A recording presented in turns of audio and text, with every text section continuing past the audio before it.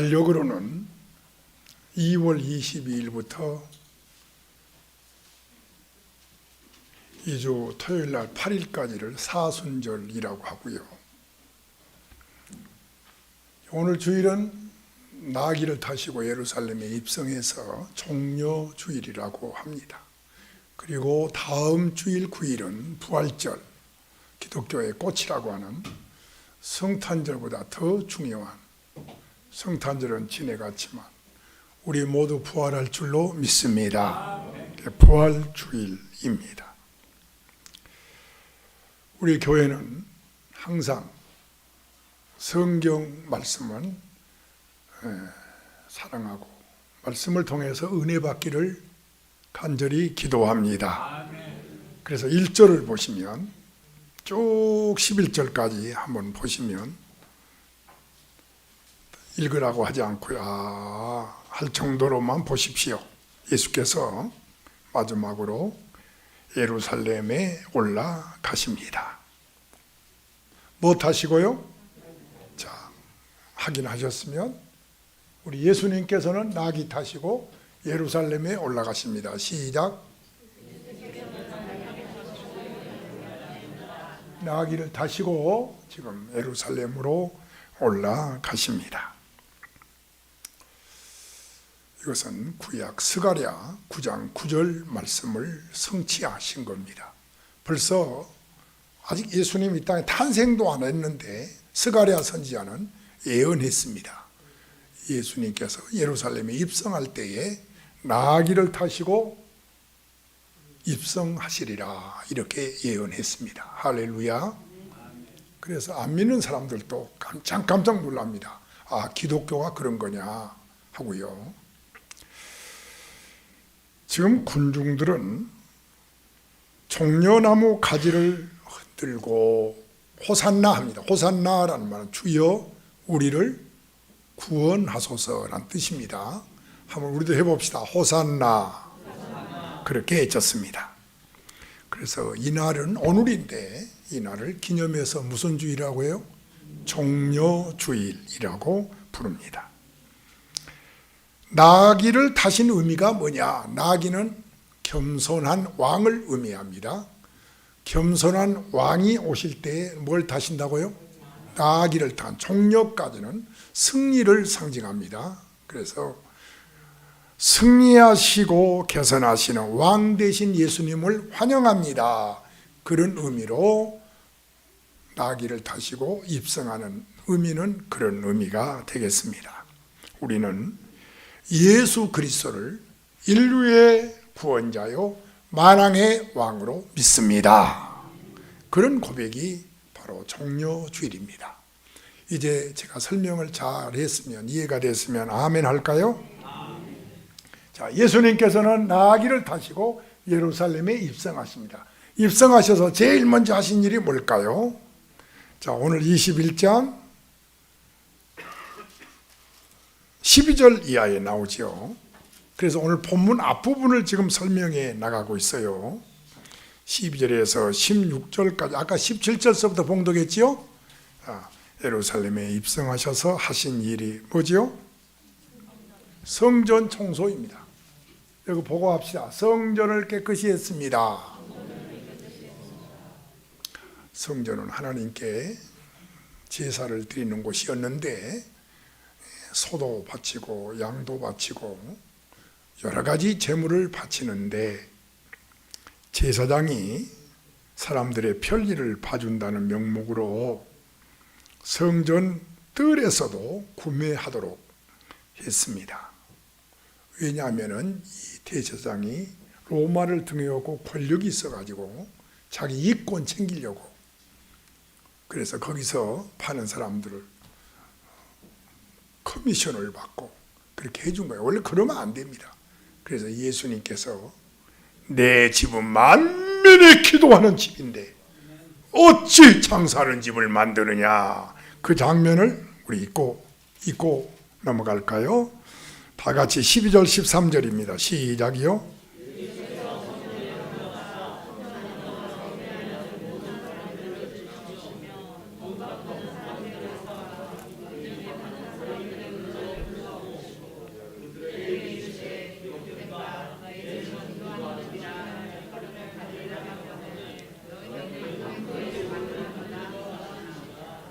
자, 말씀을 정돈해 봅시다. 우리 예수님 예루살렘에 입성하십니다. 제일 먼저 하신 일은 성전을 깨끗이 하셨습니다. 그리고 17절을 보시면 그리고 나서 예루살렘 밖에 있는 어느 곳이요? 베단이 약 한 5리쯤 되는 한 4km쯤 떨어지는, 여러분이 예루살렘에 가면 가이드들이 저가 베단입니다 이렇게 알려줍니다. 그곳에 누가 살아요? 누가 살길래 예수님은 예루살렘에 오르면 거기서 유숙하세요? 나사로, 마르다, 마리아 이 자매가, 이 3남매가 사는 곳입니다. 그곳에서 하룻밤을 유숙하시지요. 그리고 18절에 점심때 아니면 저녁때 아니면 이른 아침에, 자, 다시 이른 아침에 예루살렘으로 오십니다. 그리고 예루살렘에 오시면서 오늘 본문의 사건이 터집니다. 예수님이 19절 읽겠습니다. 시작. 길가에서 한 무화과 나무를 보시고 그리로 가사 잎사귀밖에 아무것도 찾지 못하고 나무에게 이르되 이제부터 영원토록 내가 열매를 맺지 못하리라 하시니 무화과 나무가 곧 마른지라 하였습니다. 그러니까 예수님께서 지금 무자비하게 심판을 하고 계십니다. 그래서 일반적으로 이 대목을 뭐라고 말하느냐? 난해구절이라고 합니다. 시작. 난해구절이란 말은 도저히 이해하기가 어려운 부분이다, 그렇게 구분을 합니다. 의문을 갖게 한다는 거지요. 의문을, 이럴 수가 한다는 거지요. 그 이유는 세 가지를 제가 여기 써놨어요. 사건을 만들어서 비유하십니다. 시작. 좀 말씀이 어려울지 몰라요. 다른 비유를 보면은 예를 들어 씨 뿌리는 비유, 또는 감추인 보아의 비유, 값진 진주의 비유, 선한 사마리아 사람의 비유, 이런 일들은 이미 다 있어진 일을 가지고 비유를 하셨는데, 지금은 직접 예수님이 사건을 만드시고 그 사건을 비유로 말씀하신 것이 다르다는 겁니다. 이런 것도 잘 깨달으시기를 바랍니다. 따라서 합시다. 사건을 만들어서 비유하셨다.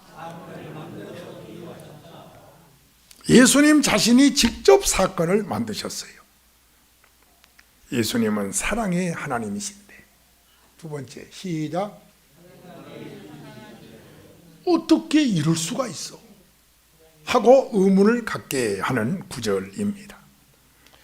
지금까지 예수님의 말씀은 100% 사랑하라, 용서하라, 희생하라, 그렇게 알고 있는데 이건 아니지 않느냐? 전혀 다른 모습이 아니지 않느냐? 어떻게 열매가 없다고 무화과 나무를 저주하고 심판할 수 있느냐? 오늘 우리들도 본문을 읽다가 다 깜짝 놀랍니다. 아니, 이럴 수가. 더구나 사람도 아니고 무화과 나무는 자연이지요. 자연을 갖다가 이럴 수가 있는가? 사실 따지자면은 나무가 잘못 없지요. 나무를 관리하는 농부가 잘못이지요. 지금 예수님께서 사람을 심판한 것이 아니라 자연을 심판하고 계시기 때문에, 그것도 마가복음 11장 13절에 멀리서 잎사귀가 나무가 보시고 혹 나무에 가까이 가해 보더니 무화과의 때가 아니더라. 여기다 출칠하겠는데 안 했네요. 뭐가 때가 아니라고요? 아직 무화과 때가 아니. 아니, 아직도 무화과 때가 아닌데 저주를 한다. 이건 도저히 어렵다. 이렇게 성경을 읽는 사람들은, 제가 그래서 성경 구절까지 여러분 앞에 대드리는 거예요.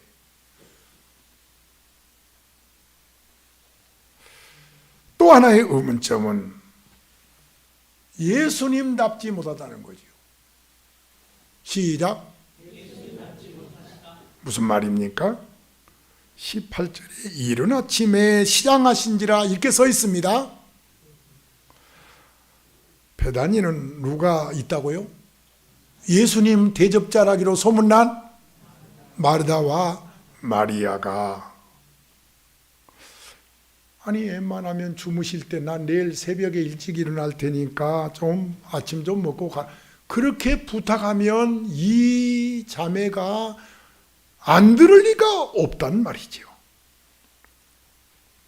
얼마든지 준비해서 잡수실 것을 드릴 텐데 예수님 그냥 아무렇지 않게 계시다가 새벽에 느닷없이 일어나시더니 가자 하시고 가셨단 말이죠. 그리하여 길에 보이는 한 그루의 무화과 나무를 보시고는 거기에 먹을 것이 있나 하고 가봤더니 없단 말이죠. 그러니까 당장에 이제부터 영원토록 열매를 맺지 못하리라 하고 무서운 심판을 하셨다는 거예요. 여러분, 우리 교회는 이런 문제까지 다 해결하고 은혜 받읍시다. 그래서 집중, 또 집중해서 말씀을 들으셔야 은혜 받습니다. 아무리 생각해도 뭐답지 못하다고요? 예수님답지 못하다는 결론을 내리게 됩니다. 아니 남을 위해서도 아니고 지금 내가 시장하다고 해서 나무를 저주할 예수님이시냐 그 말이죠.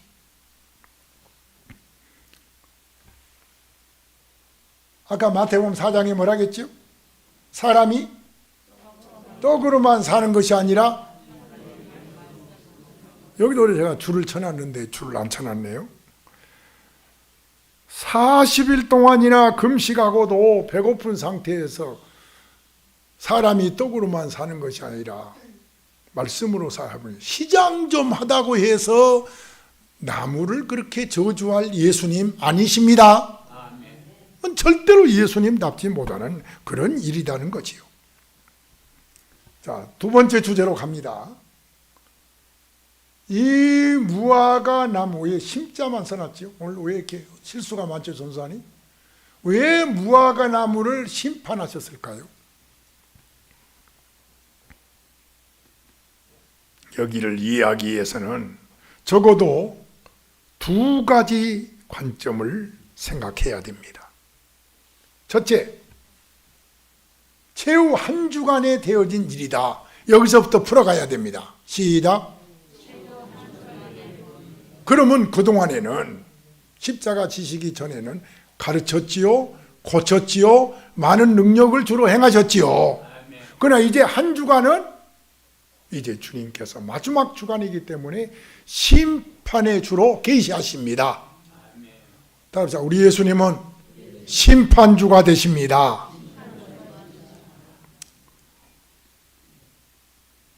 마지막 일주일 동안에는 심판주가 되심으로 만왕의 왕만이 심판할 수 있잖아요. 예수 그리스도가 만왕의 왕이시다, 심판주가 되신다는 것을 보여주시고, 그 십자가를 짐으로 죄를 사해 주시는 대제사장도 되심을 보여주고 계십니다. 그래서 예루살렘을 향해서 서기관과 바리새인들을 향해서 뭐라고 말씀하세요? 시작이요. 화 있을지언정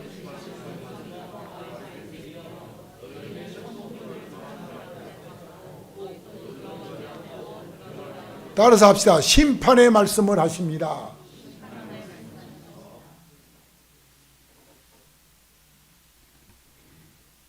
예수님의 심판주 되심을 보여주고 계십니다.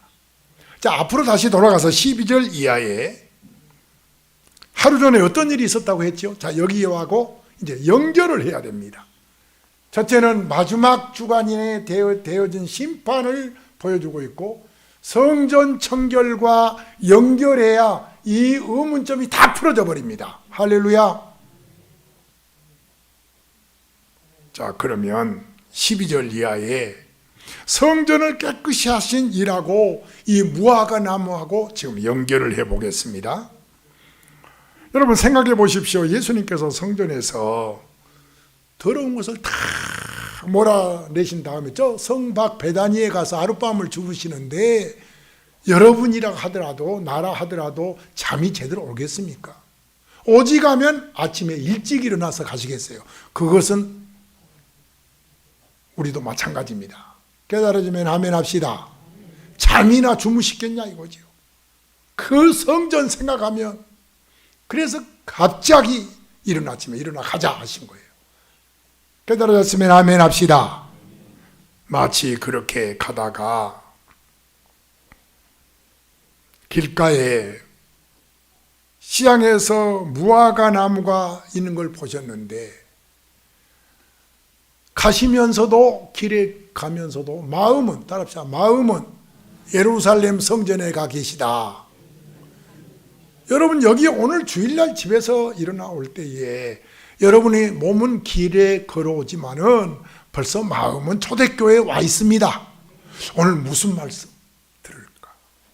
또 오늘 누구를 만날까? 오늘 우리 김병선 안수 집사님이 떠간다고 그랬어.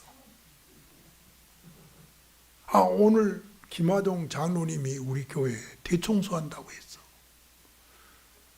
여러분 몸은 길에 있지만 마음은 벌써 교회에 와 있습니다. 예수님도 지금 길을 가지만 마음은 이미 어디 가 계세요? 성전에 가 계십니다. 하루 전에 매매하는 일이 있었거든요. 다 쫓아버렸단 말이에요. 강도의 소굴을 만들었냐 하고 책망했단 말이죠. 자, 이제 그렇게 하신 예수님이 다시 성전에 가면 틀림없이 서기관들과 제사장들이 무슨 권세로 이렇게 우리를 쫓아내는 거요? 하고 나올 거란 말이 뻔하단 말이죠. 이런 질문과 가증스러운 장면을 마음속에 생길 때에 뭘 지금 눈으로 보고 있어요? 길에서 무화과 나무를 보고 있단 말이죠. 여러분 어때요? 공부하던 가르치던 선생님이 아이들이 떠든단 말이죠. 막 아이들이 막 야, 자식들아 조용해! 하고 뭘 두드려 패지요? 칠판을 두드려 패지요? 여러분도 학교 다닐 때 다 경험하잖아요. 선생님이 죄 없는 무엇을 때려요? 조용히 하라고. 칠판을 두들긴단 말이죠. 이렇게 예루살렘 성전과 연결해서 무화과 나무 사건을 보시기 바랍니다. 그 열매 없는, 잎사귀만 푸상하고 열매 없는, 그러니까 마음으로는 벌써 이 제사장과 이 서기관을 심판하고 있단 말이죠. 따라합시다. 심판하고 있습니다. 이거는 영성이 없이는 이 장면 발견하기가 어려워요.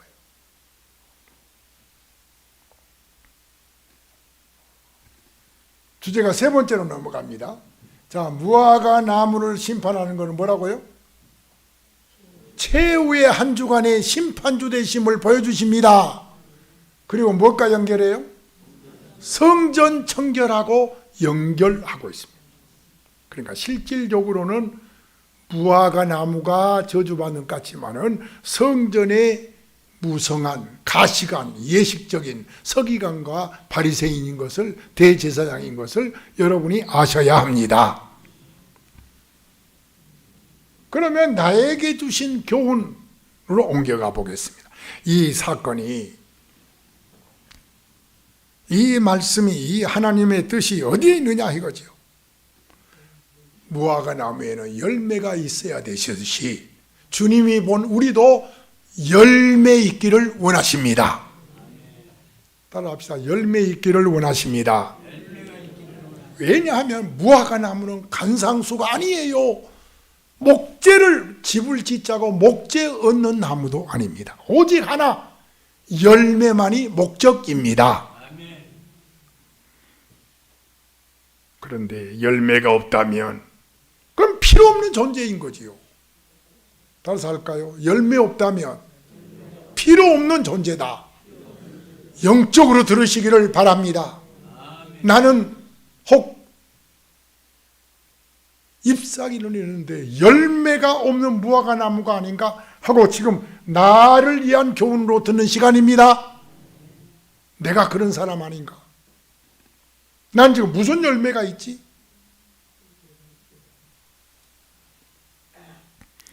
우리 주위의 사건들을 한번 살펴봅시다. 이 사건들이 다 무엇을 의미합니까?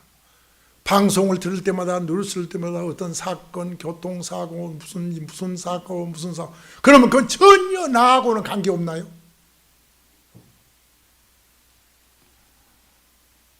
열매 없는 무화과는 존재 가치가 없는 것처럼 오늘 이와 같은 재앙들을 불러일으키는 그 심판을 우리는 깊이 생각해야 될 줄로 믿습니다. 열매 없는 나무는 실망만 줍니다. 열매가 없는 것이면 차라리 잎이라도 무성하지 말지. 아예 잎이 없었다면 가까이 가지라도 않았을 텐데 왜 열매 있는 것처럼 잎사귀를 무성하게 내고 서 있냐 이 말이죠. 이스라엘 사람들은 율법과 구약을 잘 알기 때문에 그들은 배고픈 사람 지나가다가 땀 먹으라고 그냥 도로변에, 저 제주도 가니까 하귤이 요즘 많이 열렸더라고요. 그 처음 관광객들은 뭐 도로변에 저렇게 귤이 많이 있는데 사람들이 안 따가지. 하귤 아세요? 하귤? 몰라요? 먹지 않는 귤, 아주 보기에는 먹음직스러워요. 근데 그 하귤이 그렇게 많이 열렸더라고요. 아주 보기 좋더라고요, 관광객들 보기에. 지나간 사람 따먹으라고 이스라엘 사람들은 도로변에다가 과일나무를 많이 씻습니다.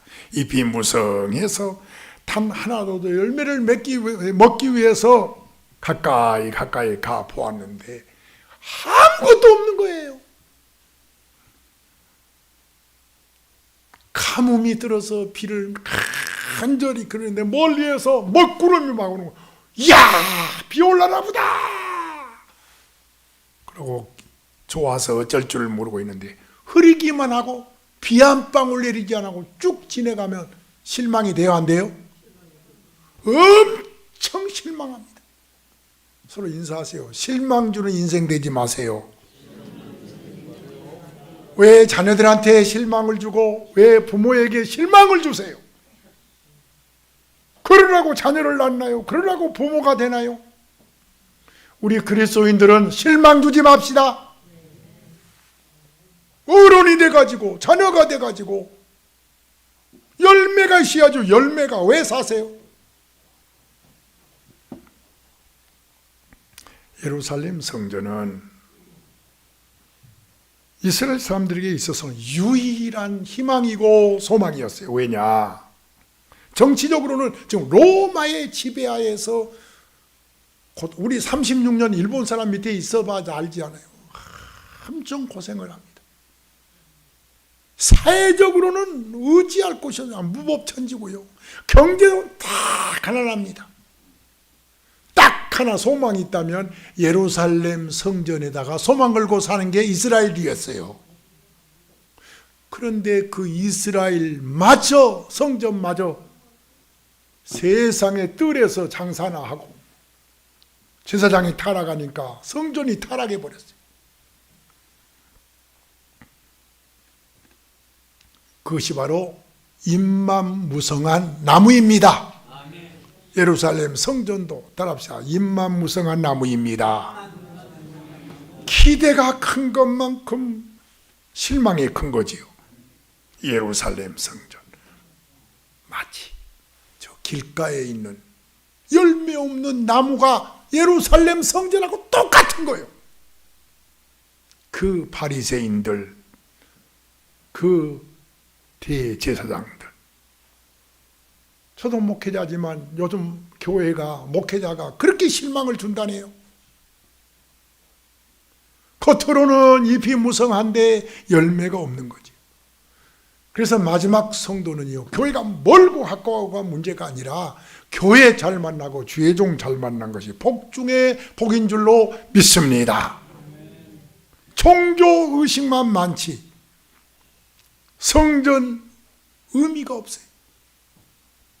실망만 줍니다. 오늘 예수께서 이렇게 열매를 찾는 그것은 마치 뭐가 같냐 읽겠습니다. 예레미야 5장 1절 시작이요.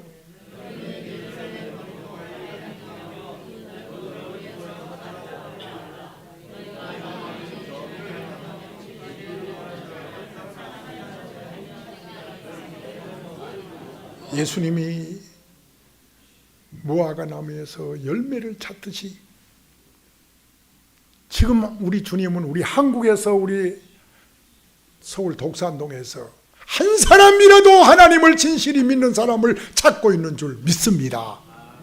한 사람이라도 주님, 저는 주님을 믿습니다 하는 사람을 찾고 계십니다. 하나님의 사람 될지어다. 열매 맺는 사람 될지어다. 그런데 원하는 열매가 없으니 실망만 준단 말이죠. 그러니 심판받을 수밖에요. 무화과나무가 말라버린 이 사건은 예표적인 의미가 있습니다. 따라할까요? 예표적인 의미가 있습니다.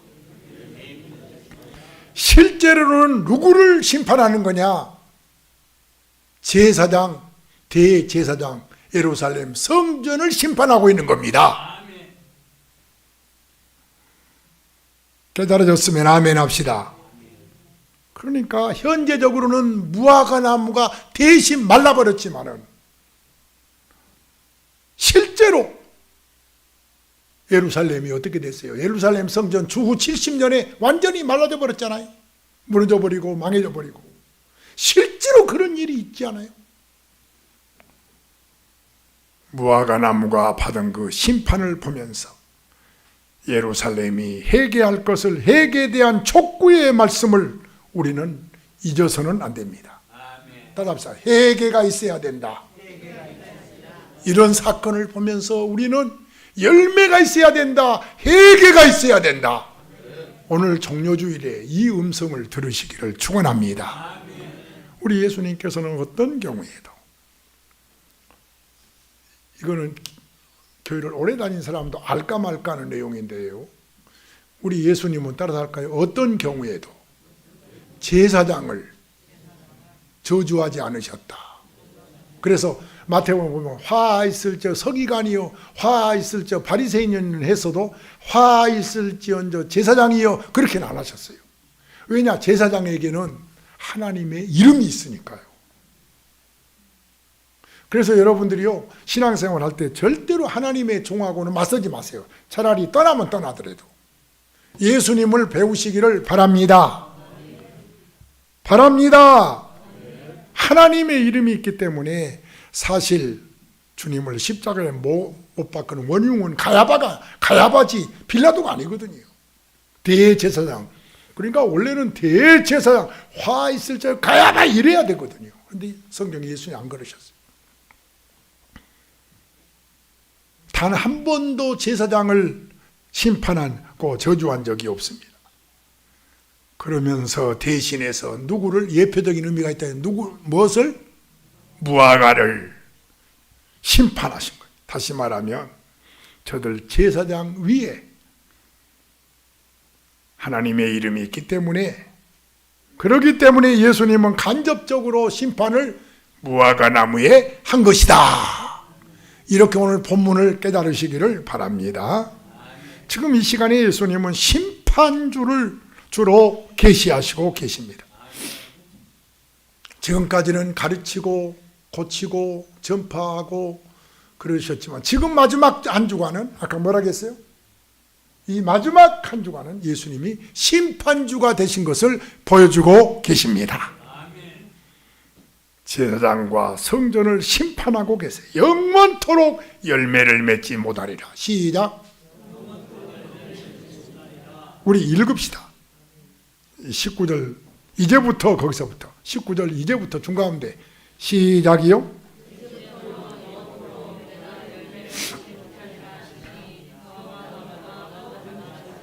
아마 내가 왜 읽으라고 하는지 깨달은 분은 몇 분 될는지 모르겠네요. 영원토록이라는 말. 다시 회개할 기회가 있다 없다? 없다.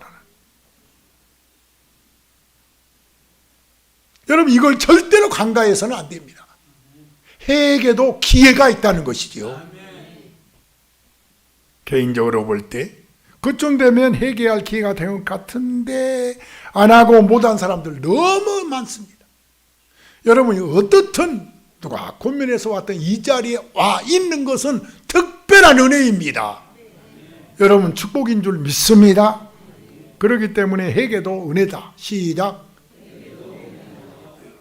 이를 위해서 하나님께서 기회를 주시고 은혜를 주시고 믿음을 주시고 용기를 주셔야만이 회개할 수가 있는 거예요. 결코 아무나 회개할 수 있는 것이 아닙니다. 회개 자체가 은총이요 은혜입니다. 예수님의 단 한마디의 말씀, 이제부터 영원토록 내가 열매를 맺지 못한다 하시는 것은 이제 끝났다는 거죠. 심판입니다. 이제는 회개할 수 없어요. 이제는 열매를 맺을 수 없습니다. 그동안 참으로 오랫동안 세월을 주시고 들어서 기회를 주셨거든요. 그래서 여러분이 복이 있다는 거예요. 여기에 와 있는 것이 축복입니다. 지난 시간이야 어떻게 지냈던, 그래도 내가 다시 믿어야 되겠다, 주님을 사랑해야 되겠다, 이런 마음이 귀한 줄로 믿으시기 바랍니다. 20절 보겠습니다. 자, 제가 성경만 여러분에게 전하려고 집에서도 교회에서도 기도하고 준비하고 그럽니다. 그러니까 여기서 여러분이 꼭 은혜 받으십시오. 20절 시작이요.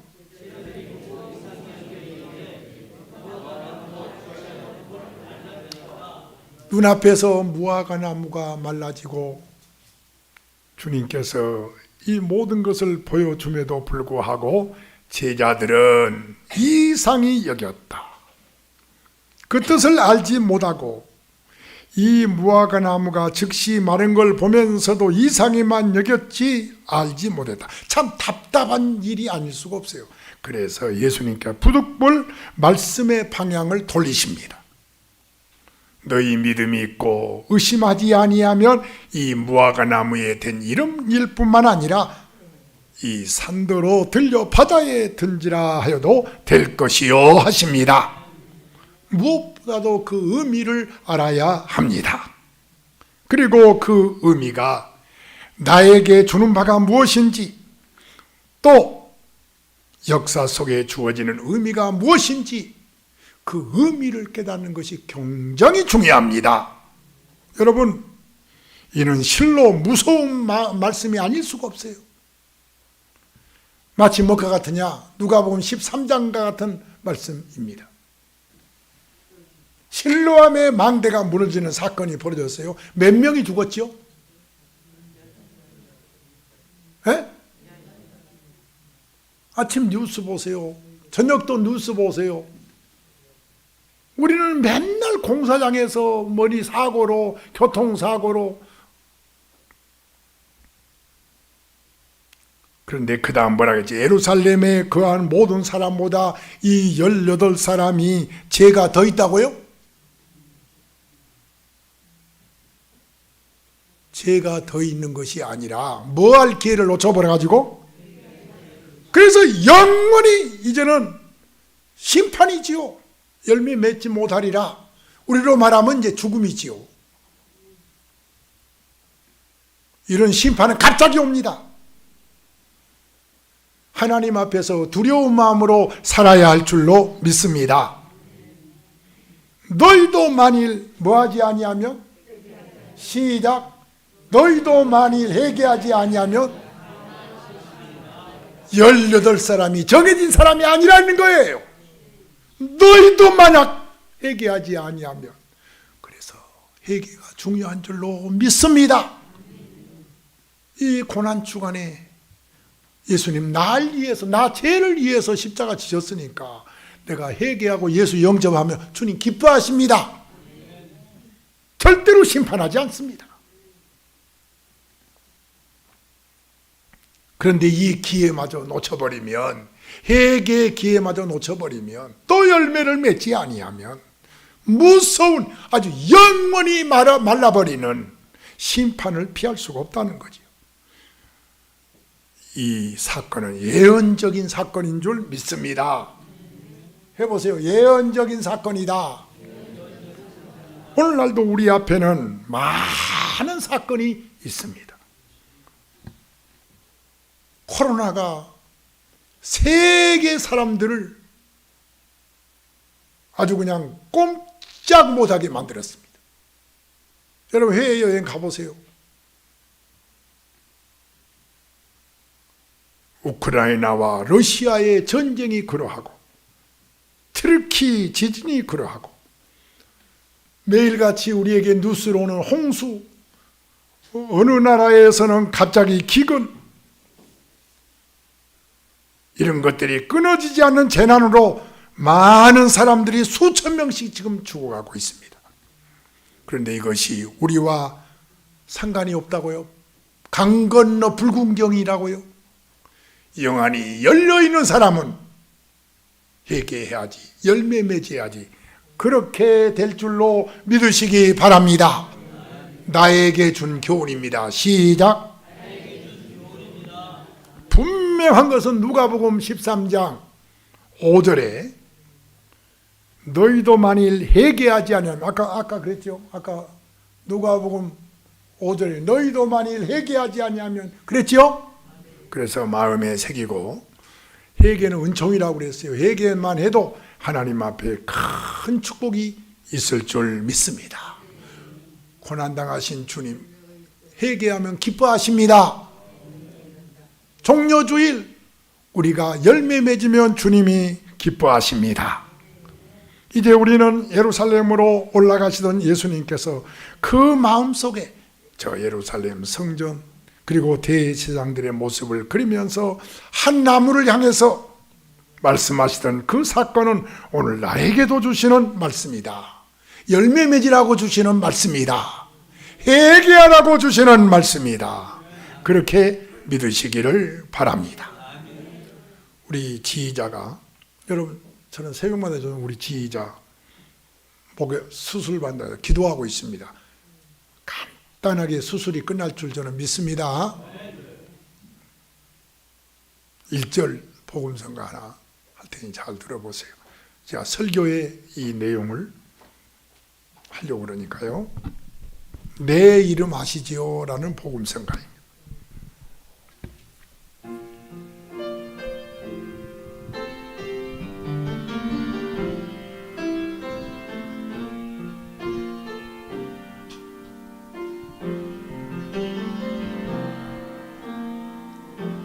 나를 지으신 주님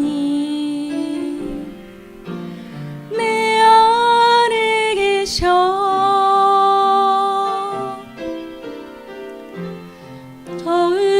처음부터 내 삶은 그의 손에 있었죠.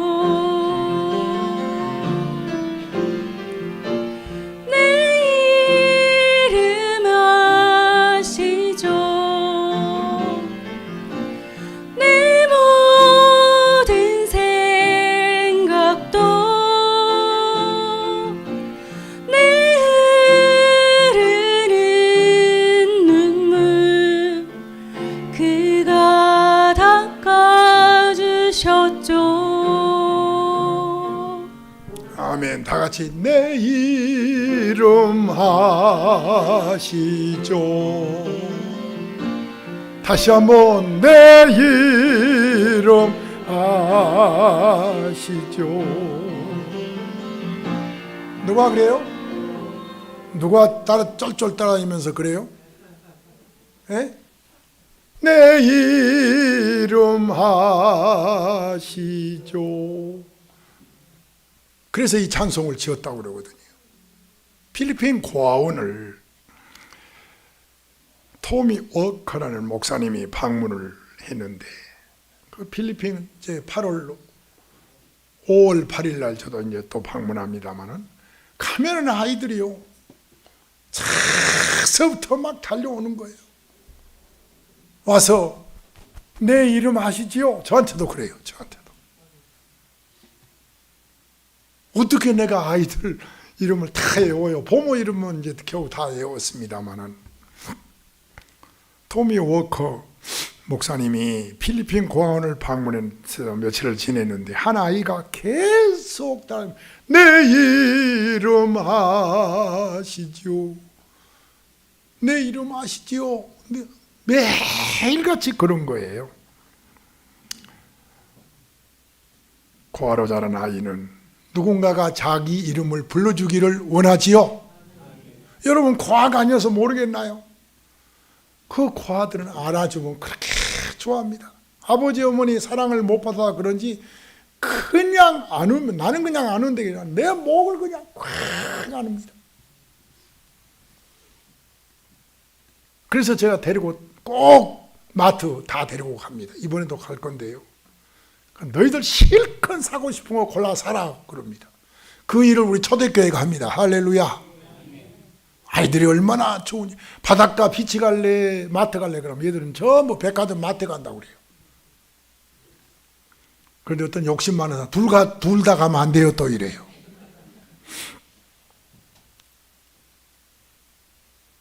이사야 41장 볼까요? 시작.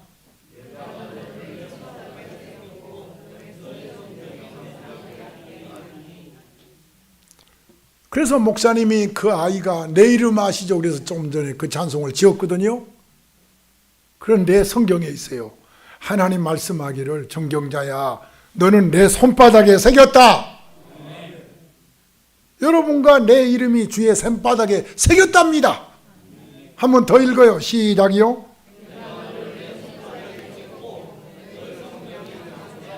그런데 하나님 일을 위해서 우리가 드리는 뭘 아까워요. 무슨 자존심이 필요 있고 내 무슨 고집이 필요 있어요. 주님이 나를 손바닥에 새겼다는데 여러분의 이름을 아십니다. 여러분을 기억하십니다. 삭개오야 하십니다. 시작. 뭐가 또 그렇게 해요? 예수께서 이렇게 가야지. 시작.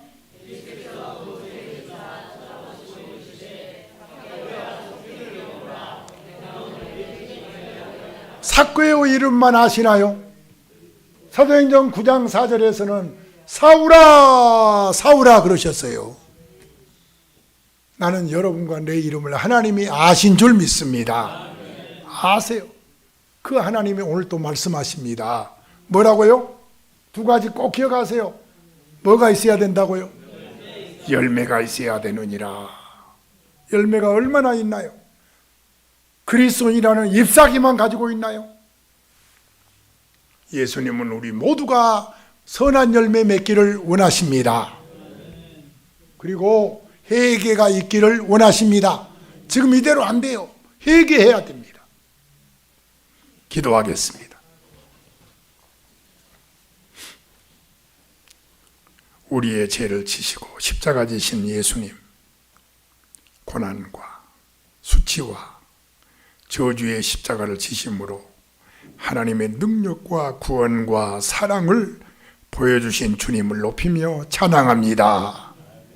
우리도 구원받고 의롭다함을 얻은 은혜로 내게 있는 질병, 모든 고난 넉넉히 이기겠나이다.